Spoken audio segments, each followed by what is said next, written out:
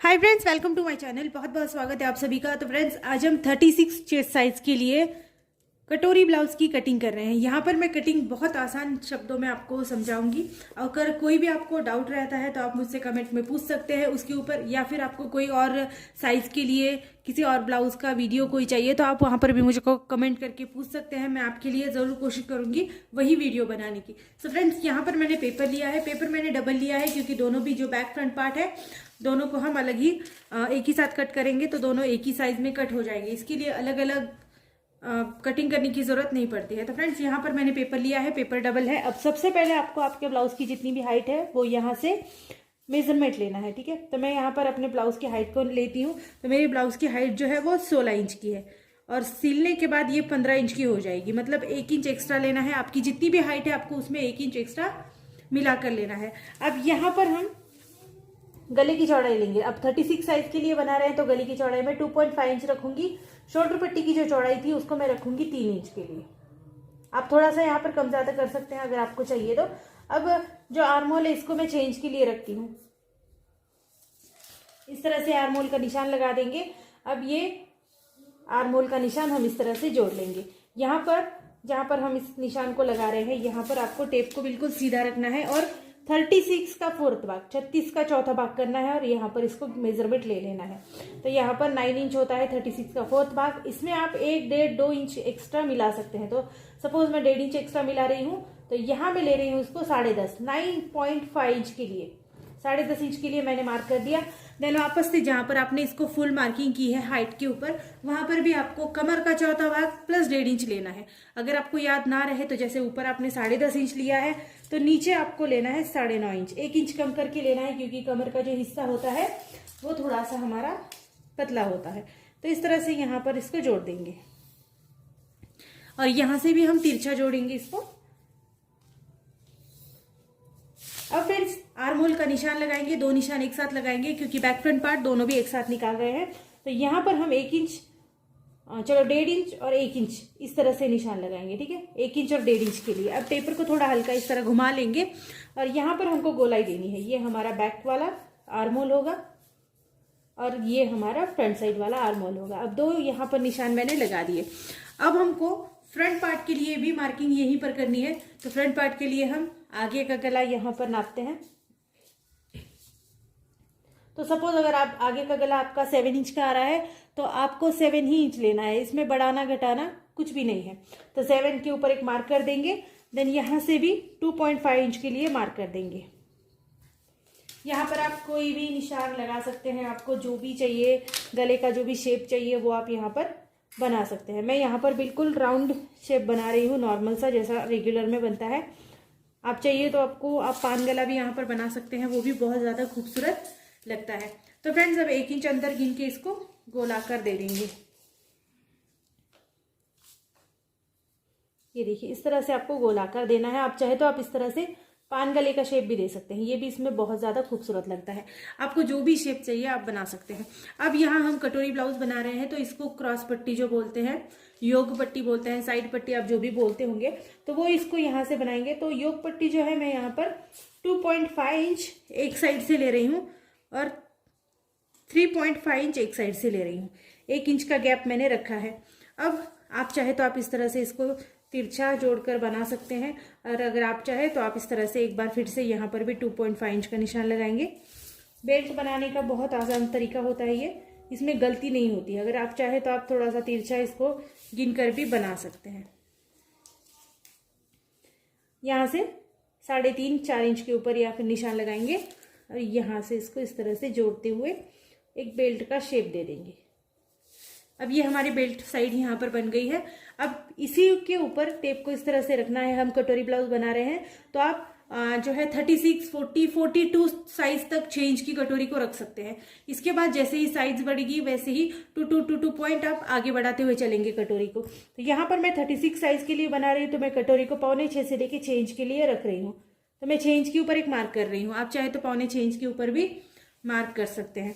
अब देखिए, यहाँ पर गले की साइड में भी मैं 1/2 इंच या 1 इंच के लिए मार्क कर सकती हूँ, यहाँ पर 1/2 इंच के लिए, ठीक है। अब आर्म होल के अंदर से यहाँ पर डिस्टेंस देना जरूरी है। तो यहाँ पर भी मैं 1.25 इंच के लिए डिस्टेंस दे रही हूँ। अब ये देखो इस तरह से ये बन गया है। अब आपको इस तरह पकड़ के इसको शेप देना है, ये यहाँ पर। तो ये हमारी कटोरी का शेप यहाँ पर लग गया है। अब हमको जैसे भी आपने इसको मार्किंग करी है ऐसे ही आपको इसकी कटिंग करनी है, इसमें कुछ भी कम ज़्यादा नहीं करना है। अब फ्रेंड्स हम बैक पार्ट को अलग करने वाले हैं, तो इस तरह से यहाँ से कटिंग करेंगे। बैक साइड का आपका जो भी आर्म होल होगा उसको कटिंग करना है।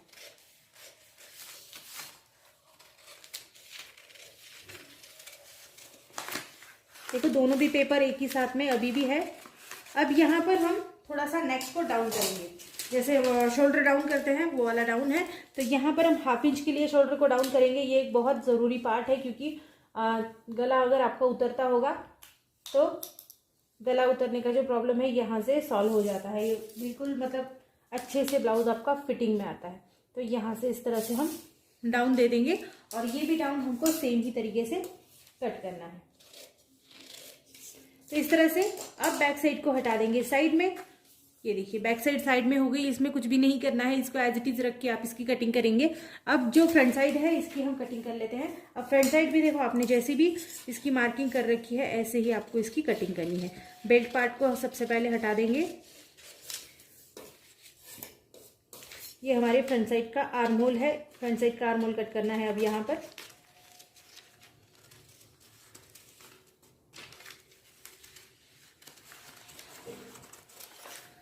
अब करेंगे जो हमारा आगे का गला। अब आप आगे का गला आपने जैसा भी शेप लिया है वैसे ही शेप में आपको इसको कट करना है।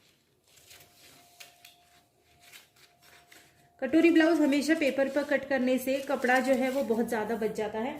अगर आप डायरेक्टली इसको कपड़े पर कट करोगे तो ब्लाउज में जो कपड़ा है वो बहुत ज़्यादा एडजस्ट हो जाता है। अगर पेपर पर करते हैं तो बस पेपर आपको रखना होता है और आउटलाइन लेके इसकी कटिंग करनी होती है।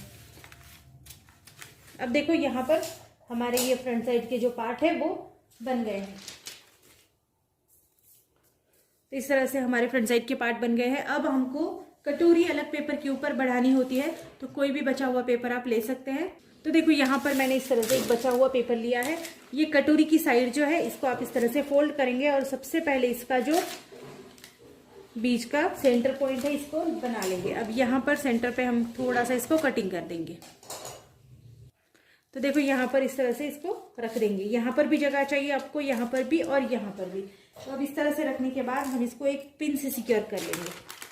अगर आप चाहे तो इसकी आउटलाइन लेके कर सकते हैं, लेकिन पिन से करने से थोड़ा सा आसान हो जाएगा। अब यहाँ पर रखने से हमको यहाँ पर 1.5 इंच के लिए 1.5 इंच के लिए 3 पॉइंट से बढ़ाना है। देखो यहाँ पर भी हम बढ़ाएंगे, यहाँ पर भी बढ़ाएंगे, और यहाँ से जो हमारा कॉर्नर सेंटर पॉइंट है यहाँ से यहाँ पर भी हम बढ़ा लेंगे।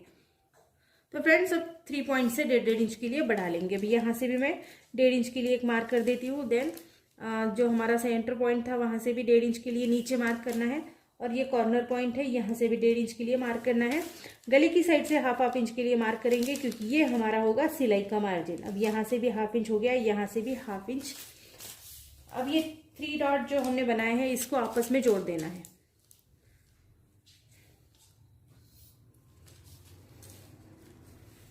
ये देखो इस तरह से आपको सभी साइड से डॉट को अच्छे से जोड़ना है।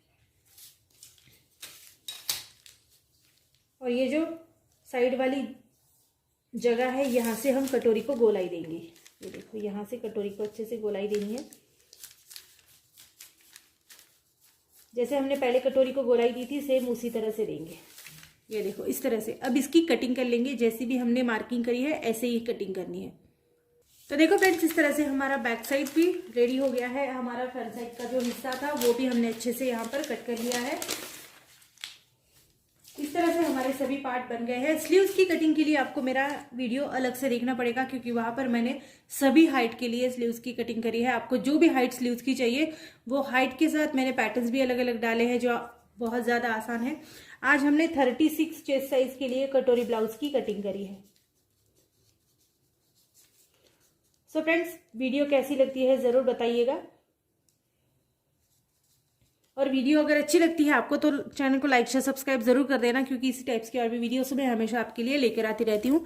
Thank you so much friends video को पूरा देखने के लिए।